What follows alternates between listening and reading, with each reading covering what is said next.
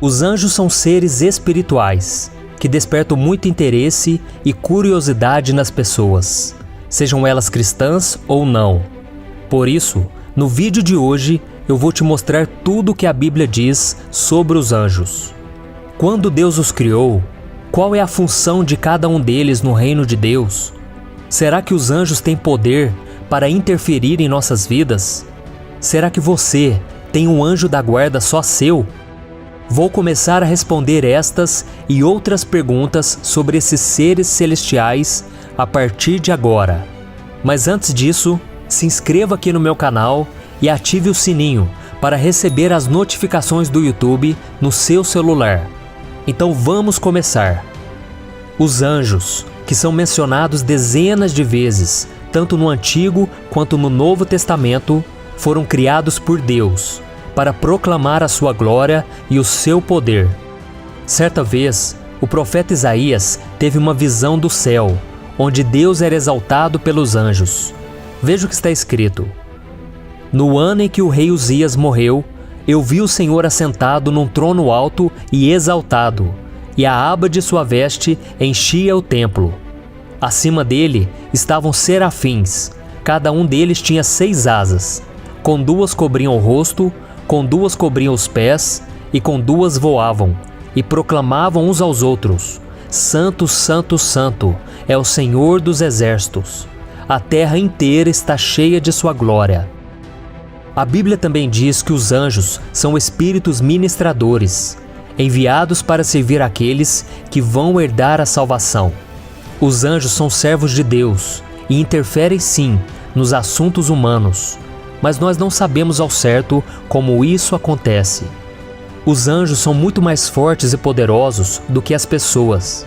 Além disso, eles são muito mais inteligentes do que nós e podem viajar numa velocidade tão grande que não conseguimos nem imaginar.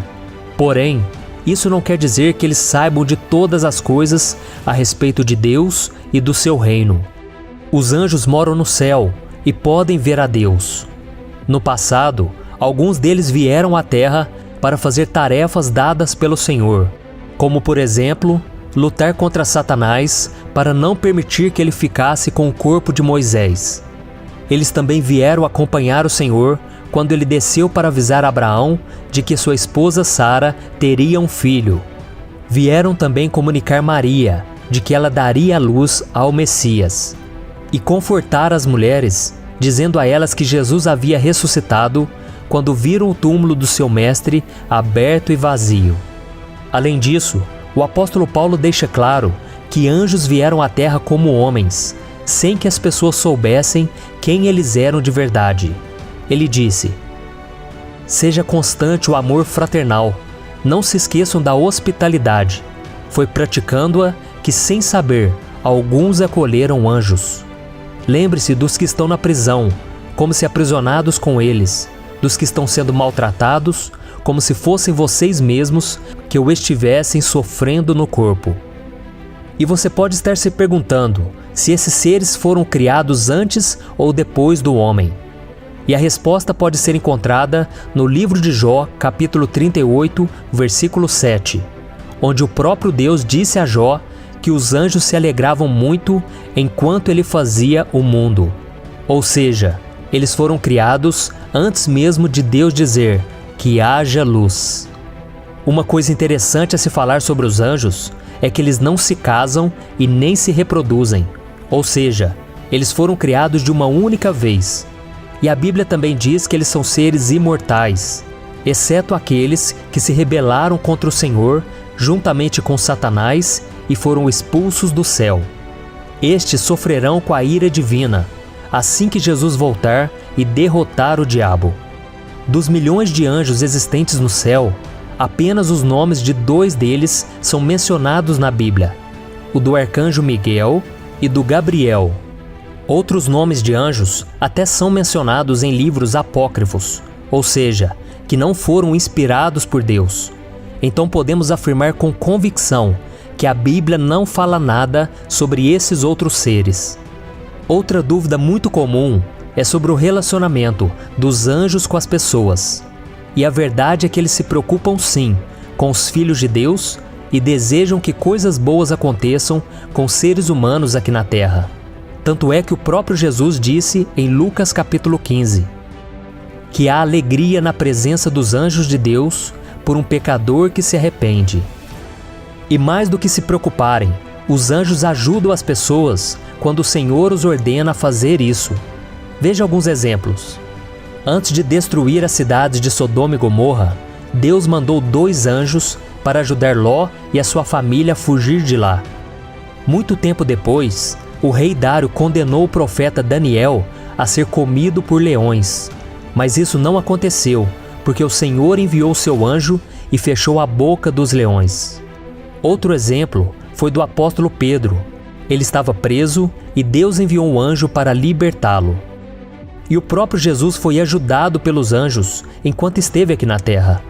Uma das vezes foi quando, logo depois que ele passou pelos 40 dias de jejum no deserto, após resistir aos ataques de Satanás, Cristo recebeu comida das mãos dos anjos do Senhor.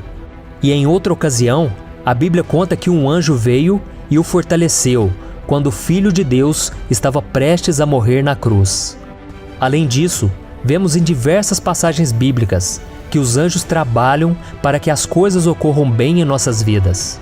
Mas isso não significa que eles podem governar as nossas vidas, muito menos receber qualquer tipo de adoração e oração da nossa parte. E isso também não quer dizer que cada um de nós tenha um anjo da guarda à nossa disposição 24 horas por dia. Algumas religiões usam uma fala de Jesus que está em Mateus capítulo 18 para defender essa proteção exclusiva. Porém, isso não é verdade. Vamos ver o que está escrito. Cuidado para não desprezarem um só destes pequeninos, pois eu lhes digo que os anjos deles nos céus estão sempre vendo a face do meu Pai Celeste. Ao declarar isso, Jesus simplesmente estava expressando o cuidado de Deus por seu povo, através dos anjos. É como se ele estivesse explicando que os anjos estão prontos para agir em benefício do seu povo, caso seja necessário.